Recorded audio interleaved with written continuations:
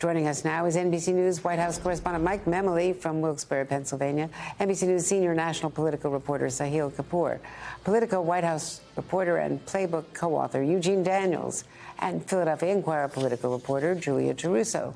So, Mike, Scranton Joe is back in Pennsylvania, near Scranton, Wilkes-Barre, close enough, with a special primetime address later this week. What do we expect to hear from him today, Thursday night, and, of course, the Labor Day parade in Pittsburgh, which is my annual opportunity to watch Mike Memoli trying to run as fast as he can, dodging the Secret Service agents and, of course, the president always talking to him, because that's what he does. Mike? It might be a little harder this year, Andrea, but I did bring my running shoes as we're on the road with President Biden. As you can hear, the Marine Corps Band also here in Pennsylvania with the president today. Now, we've been talking for some time, Andrea, about the fact that White House advisors really do want to get the president back out on the road. And now with 10 weeks to go until the midterm elections, we finally are seeing the president ramp up his engagement in the midterm conversation. Maybe not necessarily appearing with down-ballot Democrats all over the country, but doing what a president uniquely can do, which is set the conversation, really dictate the terms of the conversation. And we're seeing the president do that in earnest this week. 4 stops, with 3 of them here in Pennsylvania alone, and the biggest platform that any president has, a prime-time address with that historic backdrop you mentioned, Independence Hall. I was talking recently with one of Biden's closest advisors, and he said there's really 2 tracks that they're focused on with the midterm messaging. The first, this is a president, you know, Andrew, who prides himself on understanding that connection to middle-class voters. The concerns about the economy, inflation, obviously are going to be a major part of the conversation this year. And the president thinks he has a case to make with some of his legislative accomplishments, especially recently, on that score. But the reemergence, or maybe the persistence in the presence of Donald Trump looming over the Republican Party, really has given this White House, this president, an opportunity to return to what they think was that winning message in 2020, but also in the 2018 midterm elections, to really frame this as an election in which our very rights, especially in the wake of that Supreme Court decision, are at stake in this election. So the president going to be making that argument that we are in a continued battle for the soul of America, and that he's going to make it clear, as a White House official said, who is fighting for our rights, our democracy, our freedoms, and who is not. And to further illustrate really the gift that some Biden advisors feel Donald Trump's presence is giving to this party, to illustrate that Donald Trump himself is going to be in this very region of Pennsylvania over the weekend, appearing with Doug Mastriano, of course, the gubernatorial nominee on the Republican side, who himself has been a sort of partaking in the same kind of what Biden would call MAGA extremism. It's really helped Democrats do what you want to do when you're in the party in power, make this a choice election rather than a referendum election, Andrea. And in particular, Mastriano on the abortion issue and the democracy issue, since he led the Stop the Steal, quote unquote, movement in Pennsylvania to stop certifying Joe Biden's victory there. Apparently, the president spoke, I guess, on his way to Andrews Air Force Base. Let me get that clear. Okay. Sorry, he didn't speak. He's on his way in Marine One, where he's going to be taking off. I think we just showed you that picture. He's going to be taking off shortly when he arrives on Marine One, boards Air Force One, and then, of course, goes to Wilkes-Barre, where Mike Memoli is. Eugene Daniels. So let's talk about this. We're 10 weeks away from the midterms.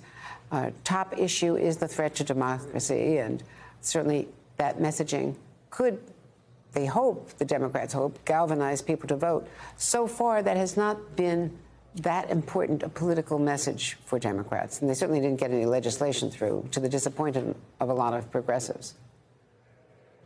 That's absolutely right. They have been talking about voting rights, for example, for a long time, trying to get something done there. They were unable to do so, obviously, because of the filibuster in the Senate. But just recently, an NBC News poll, for the first time, we saw that threats to democracy overtook even the concerns about the economy for some voters. That's one poll, obviously, but that is something that for Democrats, especially this White House, who are hoping to make this, as Mike just said, a choice election as opposed to a referendum election, that this is something that they're going to be able to glom onto. It is the reason why President Biden joined the race for president years ago. It is something that he has talked about constantly, and it's also something, I think, after the last few weeks with former President Trump taking and having classified material at his home in Mar-a-Lago, the FBI going there, the back and forth between the DOJ and Donald Trump and his allies about this. It's something that's more in front of people's faces now. And that is something that Democrats are hoping to say, look at what the other side is doing when it comes to democracy. Look how they don't take this as seriously. And you're also going to hear President Biden talk about himself and the Democratic Party, which is kind of surprising, as the party of law and order, as the party of funding the police, as Karine Jean-Pierre, the White House press secretary, said, as opposed to defunding the police. And Republicans haven't helped themselves as now running around saying defund the FBI. So it's given them opportunity to do something they weren't sure they were going to be able to do as they move forward. And they're feeling like the wind's at their back. And as we've watched all of these polls lean toward Democrats in a way that we didn't expect, especially after the Dobbs decision that overturned Roe v. Wade, it gives Democrats a different chance in this election that they didn't think they were going to have. And Julia, let's talk about Pennsylvania. 3 times, this is a lot of presidential time to one state in the next 7 days. 3 times in Pennsylvania. He's out west in Pittsburgh. He's in the central part of the state in Wilkes-Barre, and then, of course, Philadelphia with his primetime speech on Thursday night. So how does it look right now in that battleground? Mitch McConnell, after criticizing the quality of candidates, is raising money now for Dr. Oz, one of the most criticized candidates, the Senate candidate, of course, running for the Senate seat against running for the Senate seat against John Fetterman, who, of course, has his own, health issues and has been unable to campaign as actively as some might have hoped on the Democratic side. Yeah, I think it's clear that we're seeing Biden recognizing both the symbolic importance of Philadelphia, giving this speech about the soul of democracy, and also just the huge political importance of this state. As you said, we have a Senate race that could determine control of the Senate.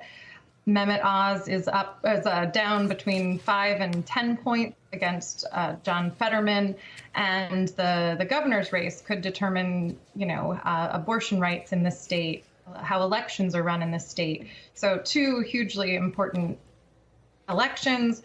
You have Biden here 3 times. You have Trump trying to rally his endorsed candidates, Mastriano and Oz, on Saturday. Those are 2 Republicans, by the way, who are very different. They have not done any campaigning together at all, and they'll be sharing a stage with Trump and hoping that, that can boost their campaigns. And we'll have to see if, they wind up running a little more in line with one another, and if their different bases might help each other's campaigns out. So a lot of interesting stuff going on in both races in Pennsylvania. And Sahil, nationally, how important have you seen abortion as an issue that is galvanizing both new registrations for the Democratic Party and also more turnout in some of the races we've seen so far, and of course, importantly, the referendum in Kansas? It's been a major galvanizing force around the country, particularly for Democrats, Andrea. A lot of voters who support abortion rights seemed to have taken this for granted. Of course, Roe versus Wade was on the books for about half a century, and it was overturned by the Supreme Court, enabling states and Congress as well to outlaw or ban abortion. We've seen evidence of that around the country. Most recently, in that New York 19, that special election in that bellwether House district in Hudson Valley, where the Democrat Pat Ryan scored a rather unexpected upset victory against the Republican Mark Molinaro in what was basically a test of the 2 parties' strongest candidates for that region, as well as their strongest messages. Pat Ryan ran heavily on abortion rights. He used that issue to galvanize voters in that election and connected it to this larger struggle for freedom. And across the country, we are seeing more and more signs of that red wave receding. Let's put up on the screen some of the examples we have of that. There's the New York 19th special election. Our recent NBC News poll found that persuadable voters are trending toward Democrats. They leaned Republican by 6 points earlier this year. Now they're leaning Democrats by 3 points. Unusual for the party in power in a midterm election year. The Republican enthusiasm gap has shrunk from 17 points to 2 points. You mentioned McConnell downplaying Senate expectations, although he's trying to walk that back. He does know that Mehmet Oz and Herschel Walker in Georgia have to win in order for him to become majority leader. The fact that Republicans are cutting ad spending in Arizona and spending more money in Ohio, which should have been a cakewalk, a layup for Republicans in a year like this. It's essentially a red state nowadays, Ohio is. So the signs are all pointing to a receding red wave. But having said all that, Andrea, it's important to know Republicans don't need a red wave to capture control of Congress this fall. Even a series of red ripples will do, given how narrow the Democratic margins are. But given all this, all the evidence we're seeing, Democrats, I think, for the first time have reason to hope that they can potentially hang on to not just the Senate, but maybe even the House. And Eugene, just very briefly, this is the first time that President Biden is going to be weighing in, of course, on the fallout from Mar-a-Lago as he's out on the campaign trail. How aggressively do you think that he should pursue that issue? I think one of the things is it is almost a perfect issue for President Biden to go out and create a contrast between himself and the Republicans. Republicans have been worried for years about the last year and a half about how much Donald Trump was going to factor into the November midterm elections. And this gives the president an opportunity to do so. I will say I wouldn't expect the president to weigh in too aggressively. And if he does, he'll do it, in a more nuanced way, possibly, and especially because the DOJ is a part of that. He doesn't want to be seen as putting his thumb on the scale. That has been something very important to this president and this White House since they walked into the door because of the way Donald Trump treated the DOJ while he was president. So I think Democrats want to see that. I think we'll get a little taste of that, but probably not as much as progressives, for example, will want.